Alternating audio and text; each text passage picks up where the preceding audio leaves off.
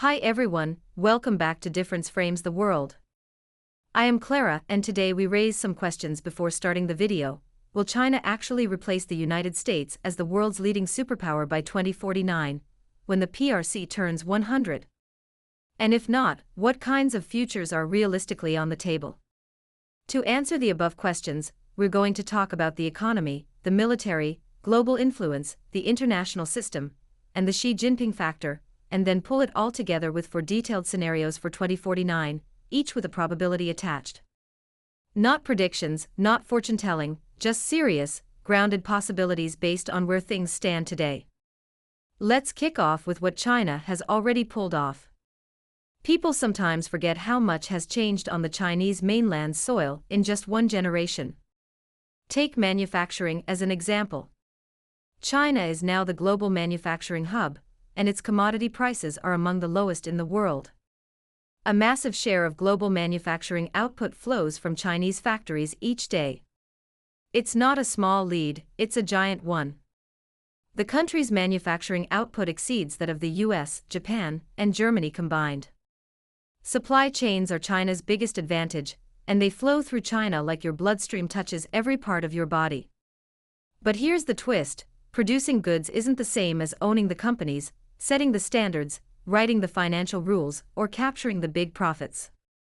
A ton of the high-margin stuff, such as branding, IP, design, and finance, still sits in the US, Europe, Japan, and South Korea. So yes, China makes things, but ownership and control are a very different story. Many famous brands, which used to be China's prides, are now controlled by the Western companies. Zhonghua, meaning China in Chinese, is a trademark of a famous toothpaste brand that began in 1954 in Shanghai. We can call it China Toothpaste in English. However, things have changed over time. In the 1990s, Unilever took over the brand's operating rights. In 1994, the Shanghai toothpaste factory formed a joint venture with Unilever, allowing them to produce and sell Zhonghua Toothpaste. Today, Zhonghua is managed by Unilever, a foreign company. That means it is no longer a fully domestic Chinese brand. There is a long list of Chinese brands that foreign companies have taken over. So the interests of China and the West are intertwined, and we cannot say China controls the world with its manufacturing capacity. It is not easy for the West to de-link from or decouple with China, as there are hundreds of lobbyists working for Beijing if something does happen. Then comes military power. China's defense budget has grown massively, enough to make everyone in the so-called Indo-Pacific region sit up straight. But the US is still way ahead globally, especially in long-range power projection, alliances, and the logistics backbone you need to fight far from home. Some may say China will have 6 or more aircraft carriers, the US will retire most of its Nimitz-class carriers, and the shipbuilding industries in the US, Japan, and South Korea can hardly replenish enough vessels to keep up with China's pace. From today to 2049, China should at least possess the same projection power globally as the US does today, but should China do that? The Ming dynasty sent Admiral Zheng He 7 times to visit dozens of countries in Southeast Asia and the Indian Ocean. His treasure fleets carried 27,000 crew members across the vast waters, killing no one and leaving no land in their wake. Suppose China possesses an unmatched naval power, as the Ming court did, and the US Navy cannot have enough resources to flex its muscles in contested waters for the so-called navigation freedom by 2049. Do you think the Chinese will sail around every corner of the world to show off? The chance is very low. The Chinese are born businesspeople, especially when the Han people are in power, not Mongols or Manchurians. As a result, China will not become another United States, even if it gains an overwhelming advantage. Then we talk about finance, and this one's huge. China's currency just hasn't taken off as a global reserve the way some expected. The dollar still dominates world finance, and that gives the US a structural power that doesn't show up in flashy headlines. It's like the plumbing under your house, invisible until it stops working, and then suddenly you realize how central it was all along. Dollar hegemony is the foundation of America's global dominance. China still has a long way to go before it can internationalize its RMB.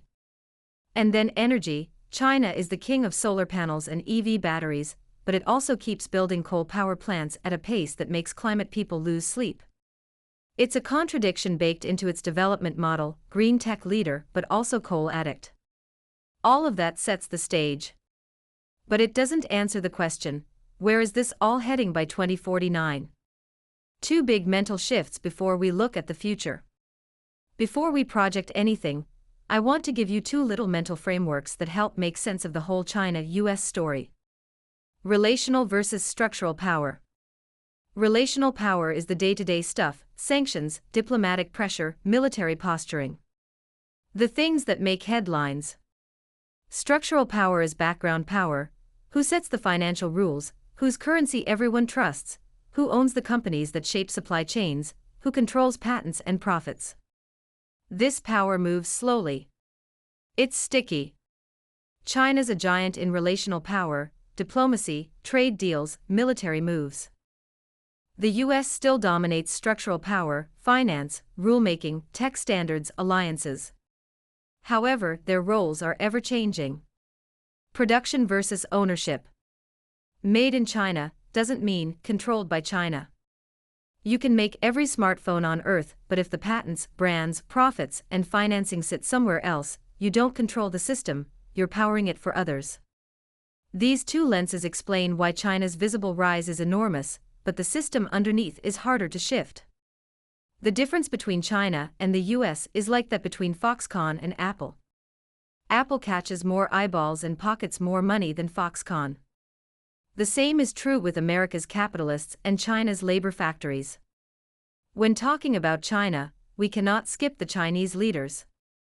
Some analysts like to compare today's Xi Jinping to Han Wudi, the emperor who centralized power, expanded China's borders, reshaped ideology, and built lasting institutions. Xi has massively centralized political authority. He's pushing long-term national rejuvenation. He's expanding China's presence abroad through infrastructure, diplomacy, and tech. And he clearly sees 2049, the 100th birthday of the PRC, as a milestone for restoring national greatness. But here's the catch: Han Wudi operated in a world without global finance, multinational corporations, space tech, AI, nuclear weapons, or global trade networks. In today's world, Xi Jinping needs trust, alliances, legal predictability, international buy-in, and participation in global financial networks. A modern leader can't just send orders across the land and expect the world to reorganize around them. Xi has an enormous capacity to direct resources, as he did in countering the pandemic several years ago. Still, some factors, especially financial and cultural ones, don't bend easily to central command. Now, let's build our four scenarios for 2049. I'm going to walk through four big futures, each one grounded in trends we can already observe. I'll give you the probability I think is reasonable, along with the economic, military, and political dynamics in each world. Not predictions, just scenarios. Scenario A: bipolar equilibrium. Co-leaders in separate spheres. Probability: medium-high, around 45%. That is the most realistic outcome. Picture a world where China and the US both remain superpowers, but each dominates different domains. Just like some ridiculing the G20, when the G2 do not agree, the G20 equals zero. By 2049, China will become the heavyweight in manufacturing, regional security in East Asia, green infrastructure, and a significant player in digital technologies. The US will stay dominant in global finance, the dollar system, global alliances, media, culture, soft power, and high-end military projection. We will get two poles, neither replacing the other but constantly competing, constantly negotiating, constantly shaping the global landscape. Economically, China keeps its industrial dominance and climbs further up the value chain. But the dollar remains the global anchor. China's companies gain access to global markets, but foreign firms still capture the bulk of profits. Militarily, China becomes the dominant power within the first and second island chains. The US remains the only global expeditionary military. In terms of global influence, China expands its influence across Asia, Africa, and the Middle East through trade, infrastructure, and connectivity. The US remains the cultural default and the financial center of gravity. People still love McDonald's, KFC, and Starbucks. Parallel systems emerge, Chinese tech standards and financial platforms alongside Western alliances and Bretton Woods institutions. Think of it like two operating systems coexisting on two screens of one computer, iOS and Android, Mac and Windows. Scenario B, managed multipolarity. Competitive but cooperative world with more players. Probability, medium, around 30%. Instead of two poles, the world becomes a messy but functioning multipolar system. China, the US, Russia, the EU, and a handful of regional players, such as India, Japan, Brazil, and South Africa, are becoming centers of power. No one dominates, everyone negotiates, and the world leans toward pragmatic cooperation when necessary. Supply chains diversify, China stays central but no longer indispensable. India, ASEAN, and Latin America are becoming bigger economic actors. China remains a strong regionally power, the US remains globally capable, but other states develop serious denial capabilities. Countries hedge, taking Chinese investment, US security, European standards, Indian digital platforms, mixing and matching. In short, global governance becomes polycentric, messy but workable. Scenario C, Chinese hegemony in Asia, selective dominance globally. Instead of America first, it is a China first world. Probability, low-medium, around 15%. That is the world where China truly breaks through. The RMB becomes widely used across Asia and parts of the global south. China's tech standards dominate. China becomes the main diplomatic and economic anchor for half the world. It doesn't fully replace the US globally, but it becomes the center of gravity for Asia and major parts of the developing world. What would China need to do to make that happen? Deep financial reforms to build global trust. Continued tech breakthroughs. Stable domestic politics. Successful management of demographics. Buy-in from a wide network of partners. Possible? Yes. Easy? Absolutely not. Scenario D. Stagnation or peak China. China remains a great power but stops rising. Probability, medium, 10 to 25%.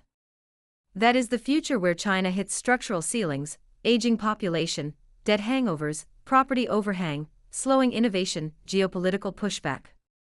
It becomes a major power but not a transformative one. It's still huge. Still central to manufacturing. Still influential. But it doesn't reshape the world order the way some expected. It becomes more like a super Germany, powerful, central, but not hegemonic. What will decide which scenario we get, then? Here are the real-world levers everyone should watch over the next decade. First, can China reform its financial system? If the RMB becomes widely trusted, everything changes. If not, the dollar system keeps its grip. In today's and tomorrow's world, money is not only money, it is more like a sword, a source of power, and a means of control. Second, can China remain innovative? Manufacturing strength is already there, but the question is, can China own the next generation technologies as well? China has more brains than the US, but the key is whether those brains can keep fresh in the coming decades. Third, can China manage its demographic crisis? A shrinking workforce is a huge challenge for China. China will need automation, productivity gains, and social reforms.